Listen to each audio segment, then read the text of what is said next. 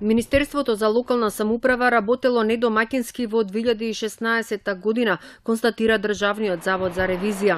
Во најновиот извештај, ревизорот утврдил низа недоследности во функционирањето на оваа институција, со која раководел кадар на ДУИ. Како одговорни лица се посочуваат Лирим Шабани, кој бил министер од 1 јануари до 4 април 2016 година, и Ширете Лези, која ја презема функцијата од 5 април 2016 до 31 мај 2017 година.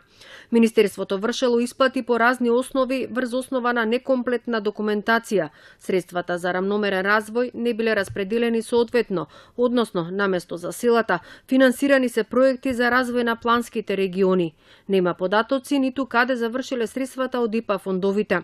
Склучени се авторски договори со 6 лица во висина од 845.000 денари, без да се знаат нивните уврски и задачи.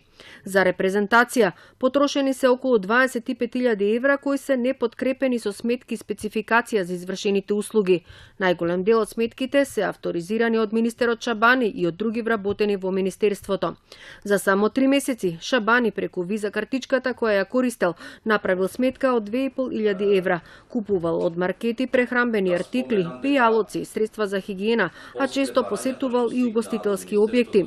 За гориво се исплатени 628.000 денари, без да се приложат налози за користење автомобили за службени патувања. Ваквиот потек и исплатата на сметки и фактури без комплетна документација создава ризик од ненаменско и незаконско користење на средствата, заклучува во извештајот Државниот завод за ревизија.